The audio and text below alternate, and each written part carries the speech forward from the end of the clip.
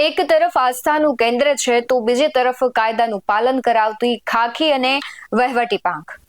નવગ્રહ મંદિર પાસે જ્યારે 3 માળનું ગેસ્ટ હાઉસ તોડવાની વાત આવી ત્યારે ઘર્ષણ સર્જાયું. મહંતે વિરોધ પણ કર્યો, દલીલો થઈ, ઉગ્ર બોલાચાલીઓ પણ થઈ, પણ અધિકારીની આંખમાં ડર નહીં અને મક્કમતા હતી. અને તેમનું માનવું છે કે કાયદો બધા માટે સમાન છે. એ વાત તેમણે સાબિત કરવા માટે કલેક્ટરે એક પણ ડગલું છે પાછળ ન ફર્યું. અને ચોટીલામાં જે કાર્યવાહી થઈ તેણે સૌ કોઈને હચમચાવ્યા છે, ચોંકાવ્યા છે અને કાયદાનું ખરેખર પાલન થવું જોઈએ અને કાયદો કેવી રીતે પાલન કરાવાય તે બતાવ્યું. નમસ્કાર, ગુજરાત BS9 TV ન્યૂઝમાં આપની સાથે હું ભગવતી વિશાવડિયા. યાત્રાધામ ચોટીલામાં માતાજીના દર્શનાર્થે આવતા શ્રદ્ધાળુઓની સુવિધા માટે તંત્ર દ્વારા રવિવારે વહેલી સવારથી જ વિશાળ દબાણ હટાવવાની ઝુંબેશ હાથ ધરવામાં આવી હતી. આ કામગીરી દરમિયાન નવગ્રહ મંદિર નજીક કલેક્ટર અને મંદિરના મહંત વચ્ચે ઉગ્ર બોલાચાલી અને ઘર્ષણના દ્રશ્યો પણ સર્જાયા, જેને પગલે પોલીસ દ્વારા મહંત સહિત પરિવારજનો છે તેમને પોલીસ મથકે લઈ જવાયા અને તેમની અટકાયત કરવામાં આવી. ચામુંડા માતાજીના દર્શનાર્થે આવતા શ્રદ્ધાળુઓને કોઈ હેરાનગતિ કે અગવડતા ન પડે તેમજ શ્રદ્ધાળુઓને અવરજવર કરવા માટે જે 40 ફૂટ પહોળાઈનો જે રસ્તો રાખેલ હતો, પરંતુ આ રસ્તાની બંને બાજુના દુકાનદારો દ્વારા અંદાજે 10-10 ફૂટ જેટલું ગેરકાયદે દબાણ કરી 40 ફૂટનો રસ્તો માત્ર 20 ફૂટ જેટલો સાંકડો થઈ જતા શ્રદ્ધાળુઓને દર્શનાર્થે આ રસ્તા પર પસાર થતા હાલાકી પડતી હતી. ત્યારે હવે રસ્તા પરના દબાણો દૂર થઈ ગયા છે અને શ્રદ્ધાળુઓને જે અગવડ પડતી હતી તેમાંથી રાહત મળી છે. પરંતુ ગઈકાલે જે દ્રશ્યો આવ્યા, ઘર્ષણ થયું હતું, મહંત અને કલેક્ટર વચ્ચે જે બોલાચાલી થઈ હતી, કારણ કે નવગ્રહ મંદિર પાસેનું જે 3 માળનું ગેસ્ટ હાઉસ હતું તેને તોડી પાડવાની કામગીરી થઈ રહી હતી. ત્યારે ચોટીલાના મહંતે આ કાર્યવાહીનો વિરોધ કર્યો.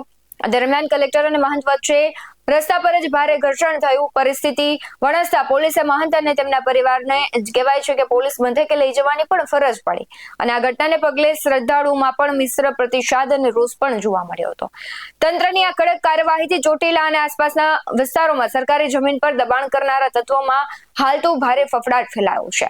નાના પાડિયાદ અને મફતિયાપરા તરફના રસ્તાઓ પર વર્ષોથી જામી ગયેલા દબાણો પર બુલડોઝર ફરતા રસ્તાઓ હવે ખુલ્લા અને મોકળા બન્યા છે. આશરે 17 એકર જેટલી જમીન છે તે ખુલ્લી કરાઈ અને 105 કરોડ રૂપિયાની સરકારી જમીન ખુલ્લી કરાઈ છે. સમગ્ર મામલે ઘર્ષણના જે દ્રશ્યો આવ્યા છે તેના પર પણ નજર કરી અને પ્રતિક્રિયા પણ આવી છે તેના પર પણ નજર કરીએ. ગૌશાળા ગેરકાયદેસર તમે આ એટલું ગેરકાયદેસર છે, બધું જ લઈ લેશે. હું તો તમને સાહેબ હજુ રિક્વેસ્ટ કરું છું કે તમે ગૌશાળાથી પાડો એટલે અમને ખ્યાલ આવે છે. કઈ ગૌશાળા? હા, ત્યાં છે, ત્યાં ગૌશાળા છે, અહીંયા મંદિર છે. બરાબર, એ તો બધું અહીંથી જ છે, અહીંથી જ લેતા જઈશું. ત્યાંથી જ શરૂઆત. ના ના, તમે કોઈ અહીંયાથી ના કરાય. બરાબર, તો તમને જો ખાસ વિનંતી કરી આપણે કોઈ ટાઈમ વેસ્ટ કરવા નથી. ના ના, બરાબર, પ્લીઝ સાહેબ, અમે રિક્વેસ્ટ કરીએ છીએ. હજુ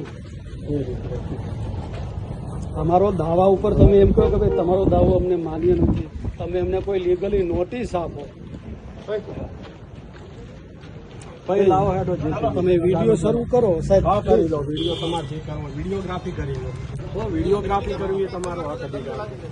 ભાઈ, આજરોજ અહીંયા નવગ્રહ મંદિર ચોટીલા ડુંગર તળેટીમાં કે જેની અંદર આપણે 30 વર્ષ કરતા પણ વધારે સમયથી આપણો અહીંયા ભોગવટો છે અને એ માટે આપણે સુરેન્દ્રનગર કોર્ટમાં એડવર્સ પોઝેશનનો દાવો પણ દાખલ કરેલો છે. તો એ બાબતના માનનીય શ્રી જે મકવાણા સાહેબ જે છે નાયબ કલેક્ટર સાહેબ, એ વાત માનવા તૈયાર નથી. એમનું એવું કહેવાનું થાય છે કે ભાઈ અમે એ કોઈ વાતને માનવા માટે ગ્રાહ્ય નથી. તો અમારો જે કોર્ટમાં જે અધિકાર છે તો અમને કોઈ લેખિત એવી કોઈ નોટિસ પણ નથી આપતા કે ભાઈ તમારો દાવો છે તો એના આટલા માટેનો અમને સમય આપો વગેરે કોઈ વસ્તુ એ માન્ય ગણતા નથી. તો આ એકદમ અન્યાય છે અમારા માટે કે ભાઈ આ જે ધાર્મિક વસ્તુ છે, અમે કોઈ આતંકવાદી નથી, અહીંયા કોઈ પ્રવૃત્તિ કરતા નથી. જે ધાર્મિક કાર્ય જે ટ્રસ્ટનું છે એ અમે નિભાવીએ છીએ.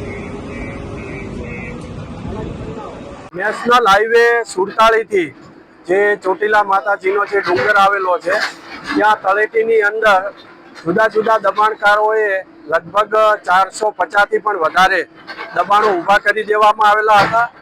આ રસ્તો છે એ રસ્તો 40 ફૂટનો જે તે વખતે મૂકવામાં આવેલો હતો, જેથી કરીને જે યાત્રાળુઓ આવે છે ડુંગર ખાતે ત્યાં યાત્રાળુઓને કોઈ તકલીફ ના પડે, અવર જવર કરવામાં મુશ્કેલી ના પડે અને જ્યારે પૂનમ જેવો જે તહેવાર આવતો હોય છે ત્યારે મોટી સંખ્યાની અંદર યાત્રાળુઓ ઉમટી પડતા હોય છે, તો ત્યારે એમને ટ્રાફિક ના નડે અને સરળતાથી દર્શન થઈ શકે તેના માટે આ 40 ફૂટનો રસ્તો મૂકવામાં આવેલો હતો. પરંતુ આ 450 થી વધુ દબાણ કરતા હોય આ રસ્તાને ખૂબ સાંકડો કરી દીધો હતો દબાણો કરીને, અને આ રસ્તાને 20 ફૂટ કરી નાખ્યો હતો. જેથી ગઈકાલે પણ એમને સમજૂત કરવામાં આવેલા હતા ને એમાં ઘણા બધાએ સ્વેચ્છાએ પણ દબાણ દૂર કરી દીધા હતા. જેણે નથી કર્યા એને આજે સવારથી જ આ ડિમોલેશનની કામગીરી ચાલુમાં છે.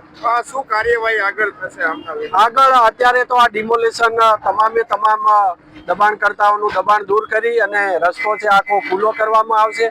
ભવિષ્યની અંદર પણ આ દબાણ ન થાય તે માટે જરૂરી પગલાં લેવામાં આવશે, સતત ઇન્સ્પેક્શન કરવામાં આવશે.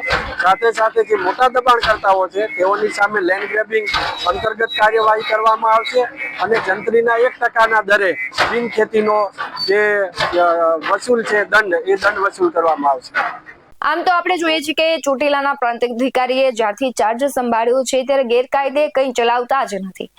જે છે જેવું છે, કોઈ વ્યક્તિના દબાણ અથવા સરકારના અથવા નેતાઓના અધિકારીઓના દબાણ વગર તેમની નીતિમત્તા સાથે તે કામ કરી રહ્યા છે. અવારનવાર આપણે દ્રશ્યો જોઈએ છે કે જેમાં તે ગેરકાયદે જે દબાણો છે, ખનીજ માફિયા છે, આ બધા પર સપાટો બોલાવે છે. ચોટીલાની નજીક આ ખૂબ મોટી કાર્યવાહી કરવામાં આવી છે. એટલે આ કાર્યવાહીને લઈને અને અધિકારીને લઈને તમારું શું માનવું છે તે કમેન્ટ બોક્સમાં જરૂરથી જણાવજો. બાકી આવા જ વધુ અહેવાલો સાથે ફરી મળતા રહીશું. તમે અમારી યુટ્યુબ ચેનલને સબસ્ક્રાઇબ કરવાનું, અમને ફેસબુક અને ઇન્સ્ટાગ્રામ પર ફોલો કરવાનું ભૂલશો નહીં. બાકી અવનવી અપડેટ્સ મેળવવા માટે આપ જોતા રહો BS9 TV. નમસ્કાર.